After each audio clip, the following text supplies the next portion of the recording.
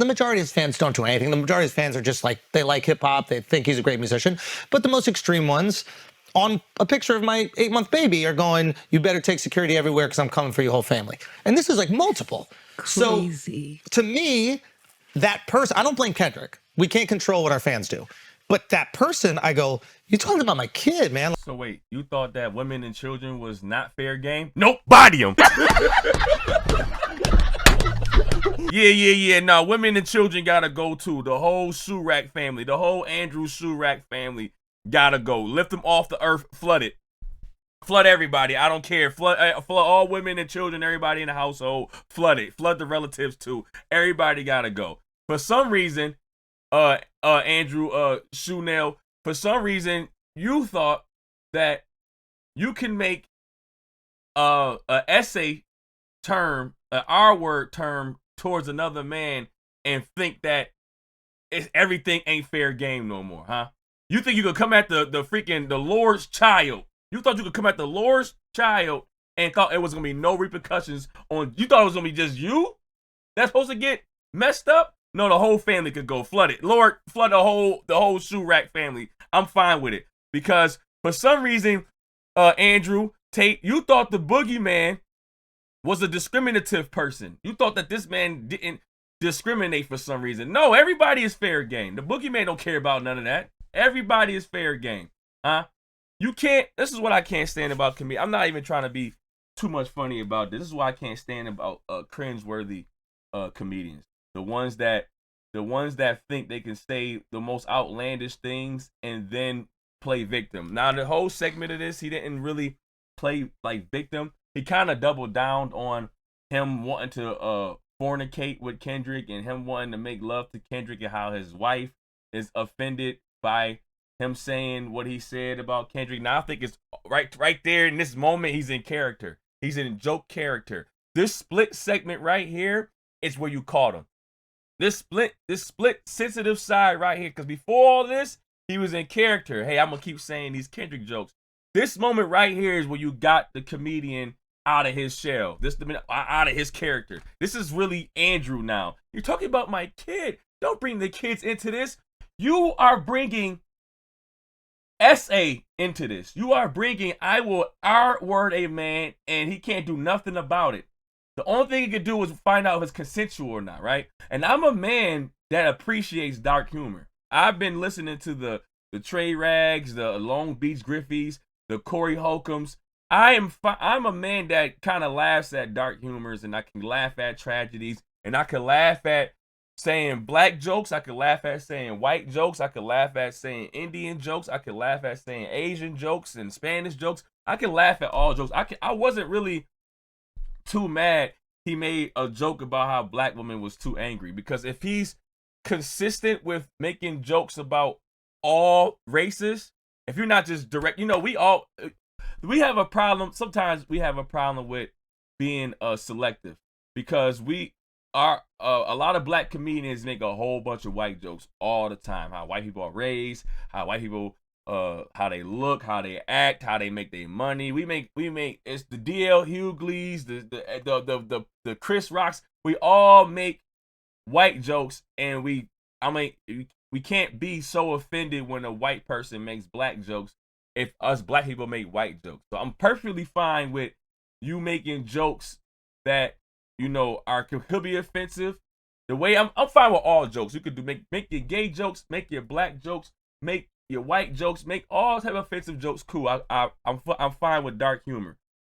What I'm not fine with is playing victim after your dark humor. And your humor is really dark, because you thought it was okay to say you would go R-word a man against his own will as a joke. And then now that people are coming for your family and you get your family involved, that's the business you chose. You chose to do this cringe route. My bad, my kid was bothering me. I gotta put him on the bus, so I'm gonna hurry this up. But getting back to the fact that we see the sensitive side. We broke him right here. He broke character right here when his family got involved. But you didn't think about that when you made your cringeworthy joke. You made your R-word comment. You made your essay comment. And then you didn't think about your family. You didn't think about your 8-month-old. You didn't think about your wife when you made that joke. You thought about fornicating Kendrick. You thought about doing something to Kendrick against his will and that was funny to you. So don't play victim now when you do your dark humor. And it's not just these people do not represent us. Like, this white person should not represent white people. That black guy with them freaking chili pants, them chili Cheeto, them Chester Cheeto pants. That black guy does not represent us. That Indian with his crock pot teeth does not represent Indians.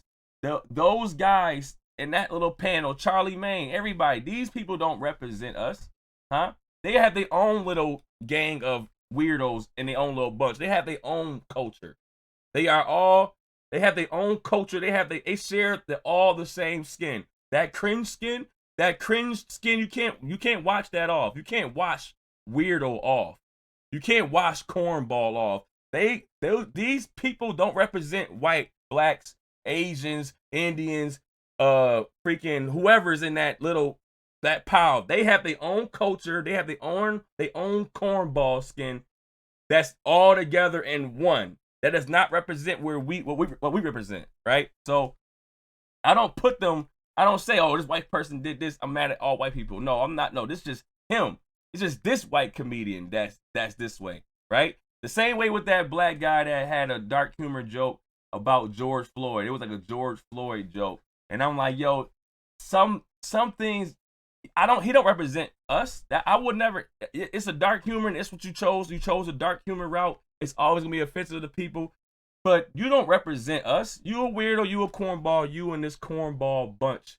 Y'all do your own little thing. Y'all don't represent us. You don't represent Indians. You don't represent blacks, America. It's always somebody in your culture that's a cornball.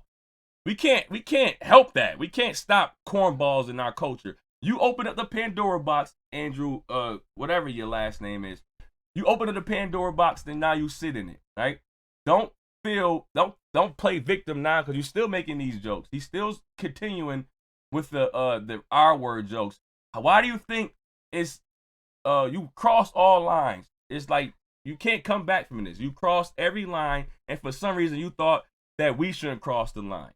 Don't mention my kids. Don't mention my wife. You shouldn't mention my family because I only said I would R word Kendrick. So you should only mention me. No, why would you think that? You crossed the crazy line. You crossed the crazy line, and now everybody else is crossing it. And you want rules and now. You want rules and boundaries now. No. So this whole segment, he's kind of in character, but this split like 30 seconds, he broke it. He broke his character and tried to put out there like, hey, I wish I wouldn't talk about my family like that. And I'm looking like, well, sorry, buddy. You didn't care about your 8-month-old. You didn't care about your wife. You didn't care about no consequences when you made your foul joke. And everybody around on you, slide on them. Huh? We back now. Everybody around, or everybody that agree with you or around you that's laughing at you or laughing with you, slide on them. Slide on both of them. Coons and the ones that's being groomed, slide on both of them. I'm with it.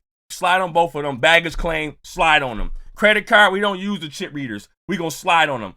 You is riding, you real good at riding bicycles right now. This 30 seconds right here, you backpedaling like a motherfucker, huh? You really being an investigator with all this retracing your steps, huh? Don't backtrack now. Sit in it. We're fine with you sitting in it, but you're not a part of our culture. You're not a part of white people. You're not a part of black people. The people that's laughing with you, not a part of black people. The Indian guy, not a part of the Indians culture. We're not gonna have y'all make a fool out of anything that got to do pertain to us or in any other cultures. Y'all got your own little weirdo bunch, your own little cornball culture with the same color skin. You, the P. Diddy's, the Charlie Maines, all y'all got your own little cornball culture right there. Put that in there and y'all can just sit over there and that's y'all. Huh? I got to put my kid on the bus. Turn his TV off, turn his TV off.